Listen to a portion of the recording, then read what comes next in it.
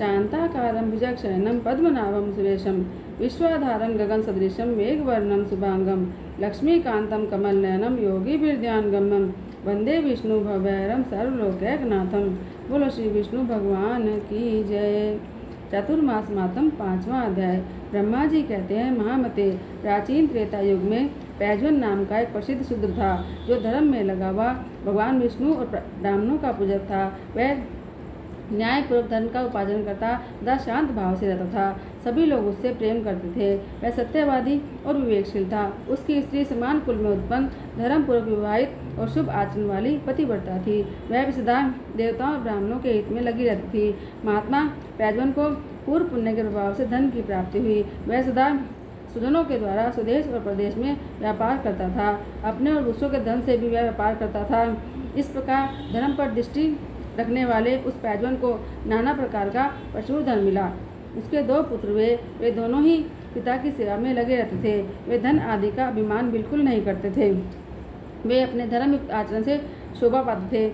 माता पिता की सेवा के अतिरिक्त दूसरी की वस्तु का आदर नहीं करते थे। उनकी स्त्रियां भी अपने सास ससुर की सेवा करती थीं। पैजवन का घर धन धान्य से भरा हुआ था। वह स्वयं भी सदा धर्मपरायण हो देवताओं और अतिथियों का पूजन करता था। उसके घर में आया हुआ कोई भी अतिथि विमुख होकर नहीं लौटता था। वह शीतकाल में धन, उष्ण काल में अन्न और जल का दान करता था। वर्षा काल में वस्त्र और अन्न बांटता था। भगवान शिव और विष्णु के व्रत में स्थित होकर उचित समय में वह बावली, कूप, तड़ाग, प्याऊ, देव मंदिर बनाता था। चतुर्मास में वह विशेष रूप से भगवान विष्णु का भजन करता था। एक दिन ब्रह्म ज्ञान परायण, शांत तपस्वी, परम जितेंद्रिय गालो मुनि पैजवन के घर में आए और वह अभ्युत्थान और आसन आदि उपचारों से मुनि की पूजा करके मधुर वाणी से बोला, आज मेरा जन्म सफल हो गया, जीवन अति उत्तम हो गया।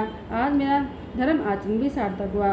मुने आपने यहाँ पधार कर कुल सहित मुझे धन्य कर दिया। आपकी दृष्टि से मेरे शास्त्र पाप जलकर भस्म हो गए। मुझ गृहस्थ के यहाँ आकर आपने आज मुझको पवित्र कर दिया।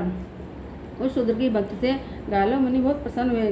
उनकी सारी थकावट दूर होगी। वे हाथ जोड़कर खड़े हुए शूद्र से बोले, सौम्य, तुम कुशल से तो हो न? तुम्हारा मन धर्म में तो लगता है ना? क्योंकि भाई, बंधु, स्त्री, पुत्र आदि सब लोग सदा स्वार्थ से ही संबंध रखते हैं। तुम गोविंद में सदा भक्ति रखते हो ना? दान में तो तुम्हारी रुचि है ना? क्या धर्म और काम संबंधी कार्य में तुम्हारा मन उत्साह के साथ संलग्न होता है? भगवान विष्णु का चरणोदक प्रतिदिन सिर पर धारण करते हो। भगवान विष्णु का भजन, श्री विष्णु की कथा, श्री विष्णु का स्तोत्र, श्री विष्णु का नमस्कार, श्री विष्णु का ध्यान, भगवान विष्णु का पूजन, यह सब भगवान के चतुर्मास में किया जाए तो मोक्ष देने वाला होता है। ऐसा कहते हुए मुनि को प्रणाम करके शूद्र ने कहा, मुने, आपकी कृपा दृष्टि से मुझे इस आश्रम का पूरा फल मिल गया। फिर मैं आपकी उद्देश्य वाणी सुनना चाहता हूँ।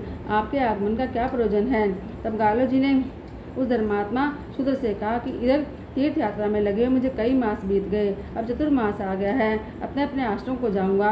भगवान नारायण की प्रसन्नता के लिए आषाढ़ शुक्ल एकादशी को अपने घर पर चतुर्मास का नियम ग्रहण करूंगा। पैजवन बोला, हे द्विज, मेरे ऊपर अनुग्रह करके मुझे कोई ज्ञान की बात बताओ। वेद में मेरा अधिकार नहीं है। वेद सार के जप का भी मुझे अधिकार नहीं है। अतः चतुर्मास में पालन करने योग्य यदि कोई मोक्ष साधक उपाय हो तो मुझे बताओ। गालव जी ने कहा, जो मनुष्य शालिग्राम में स्थित भगवान विष्णु का पूजन करते हैं, भक्ति उनसे दूर नहीं। जिनका मन भगवान शालिग्राम के चिंतन में लगा हुआ है, उनके द्वारा जो कुछ भी शुभ कर्म किया जाता है वह अक्षय होता है। चतुर्मास में इसका विशेष महत्व है। जहाँ शालिग्राम शिला, द्वारका की शिला दोनों का संगम है, वहाँ मनुष्यों के लिए मुक्ति दुर्लभ नहीं है। जिस भूमि में सैकड़ों पापों से युक्त मनुष्यों द्वारा शालिग्राम की शिला पूजी जाती है, वहाँ यह शिला 5 कोस तक के प्रदेश को पवित्र करती है। यह शालिग्राम शिला का तेजोमय पिंड है, साक्षात ब्रह्म स्वरूप है। इसके दर्शन मात्र से भी तत्काल सब पापों का नाश हो जाता है।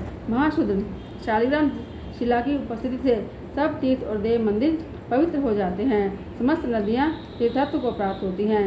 शालिग्राम शिला की सन्निधि मात्र से सर्वत्र संपूर्ण क्रियाएं शोभन होती हैं। जिनके घर में शुभ शालिग्राम शिला का कोमल तुलसी दलों द्वारा पूजन होता है, वहाँ यमराज अपना मुंह नहीं दिखाते। ब्राह्मण, क्षत्रिय, वैश्य और शूद्रों को भी शालिग्राम शिला के पूजन का अधिकार है।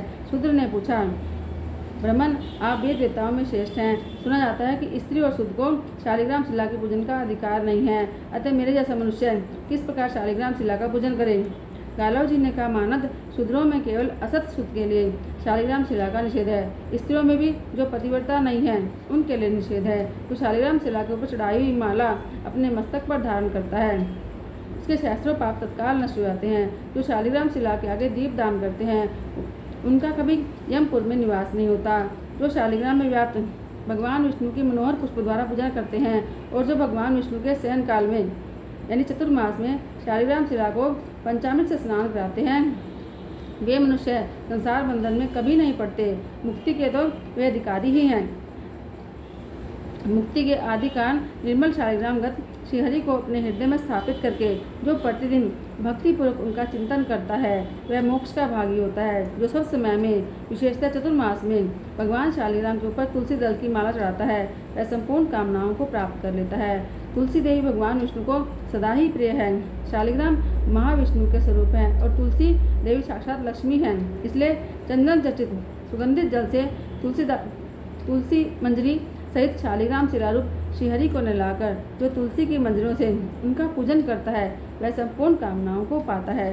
उत्तम पुष्पों से पूजित भगवान शालिग्राम का दर्शन करके मनुष्य सब पापों से शुद्ध चित्त होकर श्रीहरि के तन्मयता को प्राप्त होता है। शालिग्राम शिला के 24 वेद हैं, उनका वर्णन सुनो। पहले केशव हैं, उनकी पूजा करनी चाहिए।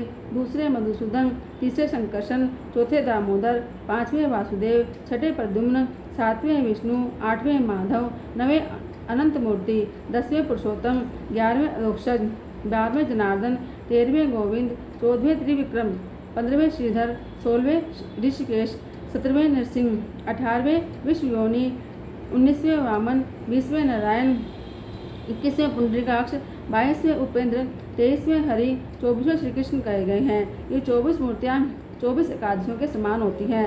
ये 24 एकादशियों से संबंध रखती हैं। साल भर में 24 एकादशियाँ और ये 24 मूर्तियाँ पूजी जाती हैं। इनकी नित्य पूजा करने वाला मनुष्य भक्तिमान होता है। जो मनुष्य भक्तिपूर्वक इस प्रसंग को सुनता और पढ़ता है उसके ऊपर भगवान श्रीहरि प्रसन्न होते हैं। बोलो श्री विष्णु भगवान की जय।